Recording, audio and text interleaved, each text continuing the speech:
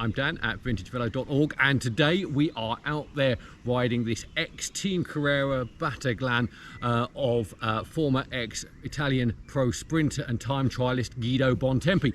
We have met this bike before. We've done some sympathetic paint restoration. We did a build on this a few weeks ago, and we've tested out Campagnolo Delta brakes on here as well. But today's the day when we get out there and just put it through its paces and see how it actually rides on a spirited ride. You've already met the cat Tango in a previous video. He likes to help as he's doing now. He is a big fan of Campagnolo C-Record, which is the group set we have on here. It's a fairly hefty group set, this. The cranks are very, very strong, very powerful, 53, 42, but there's a lot of meat on those. The C-Record rear derailleur is really nice. Of note, the jockey wheels do actually have bearings inside them, so it's a bearing rotation rather than just a friction and grease, so they are really quite smooth. A few little changes since the build video that we did. I did have to change the rear cassette. The 7-speed rear cassette that was on there before had the sprockets were flat topped. There was no softening on there to help with gear shifting. That's okay on friction shifting, but we are using the C-Record 7-speed synchro, which is an index shifter, and it just wasn't really working. 7-speed Campagnolo synchros are difficult to work with anyway, and they really didn't like that rear cassette, so we have changed that out now. There's a 14 to 24 on there. Would have preferred a 26, but you can't have everything. Frame itself, as we know, Columbus SL throughout, which is really good. The wheels are original Fira, as would have been team issue, and gone away slightly on the tyres on this one. Tyres on this are some Vittora tubulars. I would normally have Veloflex, but the wheels came with a brand new set of Vittoras on there, so I kind of left them on there. And of course, our favourite, a Roll San Marco saddle up there as well. Overall, it's a really great riding bike. Let's make use of this sunshine and get out there and ride.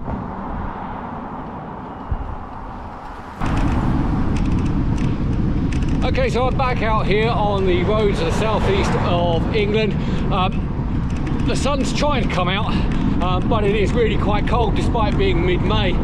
So I feel a little bit robbed of heat at the moment, but nonetheless, we're out on this rather magnificent Battaglin. Now, impressions on the frame, first of all. This is clearly a very, very competent, easily ridden, fast bike, and by that there's no surprises. It climbs well, loves being on the flats, and it's got a very solid, easy-going feel to it. Now, in direct comparison, if you remember last year when we rode the Sean Yates 711 Mercs, that was a lunatic of a ride. That was the kind of bike that if you wanted to get out there and win a stage, you'd want to be on the 711. I'm not so certain about this one. I think, to be fair, if you want to get through a stage and then sprint for victory at the end, this is probably exactly what this bike is made for.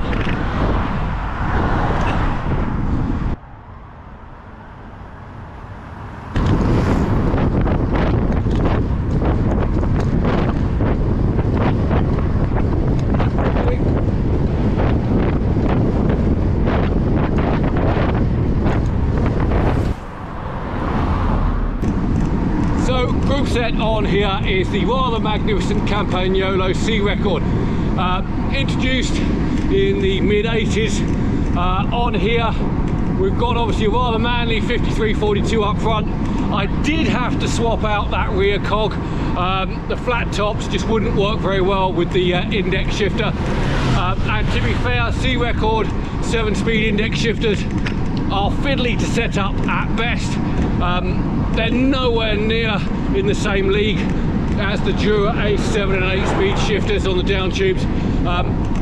This works, this setup, but it's nowhere near as impressive as the Dura Ace super clicky 7400 down tube shifters. But the rest of this is really good, and yeah, despite everything that's written about Campagnolo Delta brakes, they are really good, as long as you get used to the fact that you pull them where you expect them to really bite.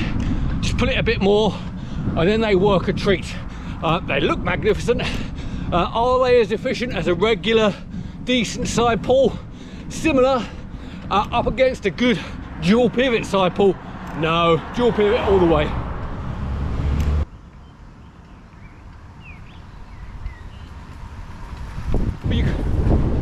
So I'm out here riding up a long slow hill, and it gives me a great chance to talk about the history behind the Carrera team.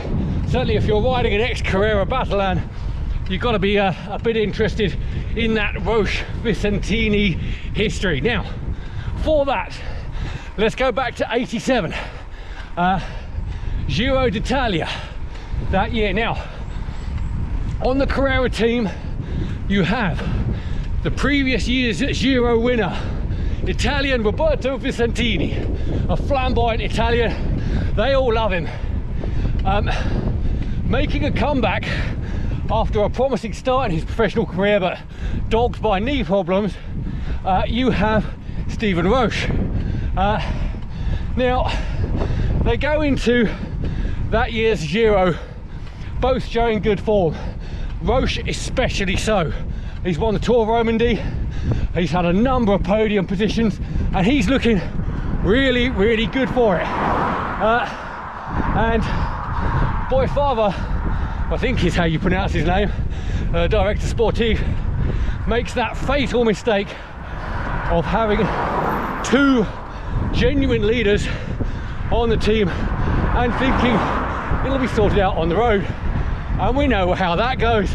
Even only 1 year before, in 1986, Hinault versus Le Mans, the finest ever battle between two leaders on the same team.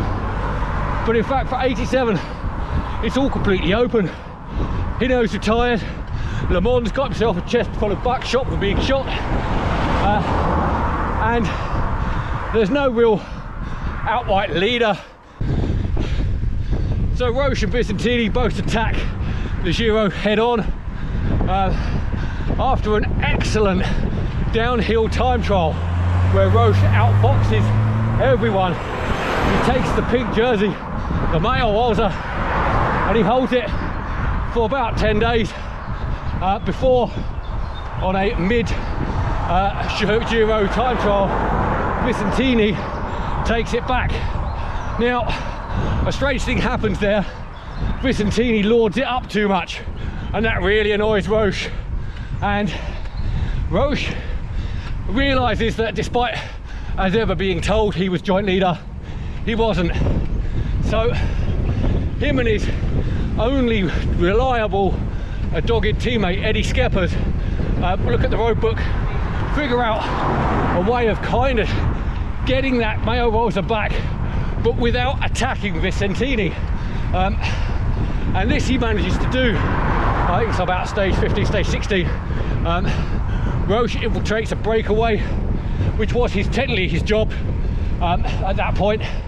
But then Roche starts riding and riding hard, and everyone realizes Roche is going for it. It's an all-out, balls-out move. Utterly fantastic. And at the end of that stage, Roche wrestles back the Mayo Rosa. Unfortunately, it's fair to say that Visintini does not take that well, or lying down. Visintini screaming at him from the sidelines on the podium presentation, you know, you're gone, your history, you're sacked from the team, all that kind of stuff. Now, Roche knows all the time he's in the Mayo Rosa, he's going nowhere.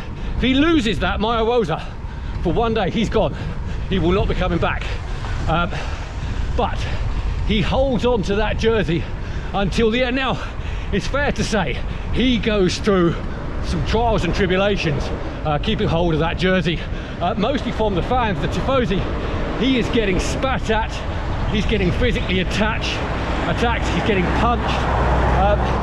At one point, he's got his teammate Eddie Skeppers on one side, he's pulled in some help from climbing legend Robert Miller on the other side, and Skeppers had done a really good deal with the Fagor team earlier in the race, and they returned the favour by putting a rider in front and behind, and that's just so that Roche could make it up the climb without getting dragged off his bike and beaten up, which is quite something. And in fact, at the end, I think, of stage 18, he got to the end, he's in the Maya Rosa, but there's no Senor there to take him away, ship it away, and the crowd jump on him and start beating on him. And you know, you don't think that would happen. Maybe in the 50s, you know, that kind of stuff would happen, but no, this is 1986, 1987, sorry. And yeah, he holds on to that Maya Rosa.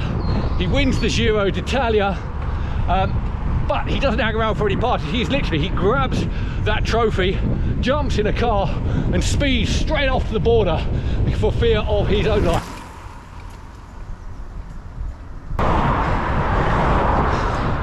So we've established it goes downhill nicely, but how well does it go up?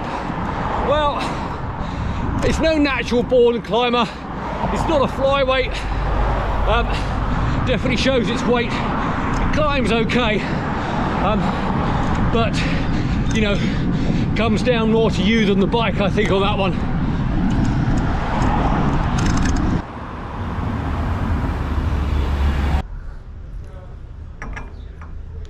Well, that turned into really quite a nice ride. The ex-Carrera team Battaglin was faultless. You can really see how the bike was built for a rider like Guido Bontempi, a very accomplished time trialist, a multiple Grand Tour stage tour winner. It's in that bike's DNA. What it really likes, really comes alive on the flat or a slight uphill, slight decline. Put in some power, about 250, 300 watts, and it comes alive. That's what it wants to do. It's what it was built to do. And its road banners are fantastic. It's no lightweight, comes in at about 9.6 kilos. I bet it's about 21 pounds, something around there. But it kind of rewards that weight. A lot of that weight is in the Groupset. We know the Delta brakes weigh a ton. Also, the cranks are very, very beefy. So there is excess weight there, but it kind of rewards it. It works as a bike as a whole. It wants to be exactly as that is. It's perfect of its age. Also of note, the Delta brakes really do work. You do get that modulation, which basically you pull them on, not a lot happens, pull it a bit harder, and then they work brilliantly. No shudder, no shrill, just fantastic. No, a really, really good bike to ride. Certainly any sportive or any spirited ride, I would take that out on there. Anyway, I hope you enjoyed that video. Do like and subscribe for anything that's cool to do with bikes, builds and riding. Thanks a lot.